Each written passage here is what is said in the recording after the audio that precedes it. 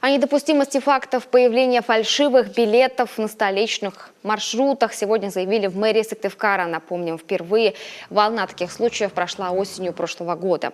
Предприимчивые перевозчики в частном порядке без санкций руководства предприятия распространяли неподотчетные проездные документы. Они не просто не имели какой-то юридической силы, но и нигде не фигурировали. Несколько таких случаев руководство Коми-Автотранса выявило в ходе проведения собственных рейдовых мероприятий. На какие-то указали сами пассажиры.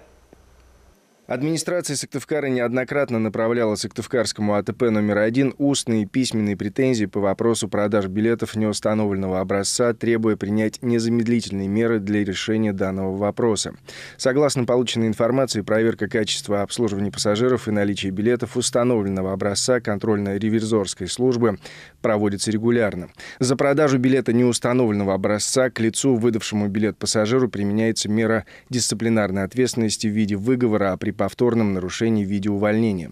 Сыктывкарское АТП номер 1 планирует увеличить количество проверок на наличие билетов неустановленного образца. Администрация города держит данный вопрос на контроле.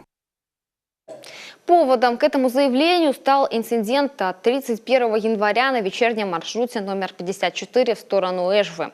Кондуктор распространял именно такие неподотчетные билеты. Отличить их просто: в шапке документа вместо перевозчика САПТ указан Минтранс РФ. Пассажиры должны понимать, что при наступлении страхового случая не смогут доказать, что перемещались в конкретном автобусе, потому что каждый конкретный рейс обеспечивается на выходе своей серии и закрепляется актом.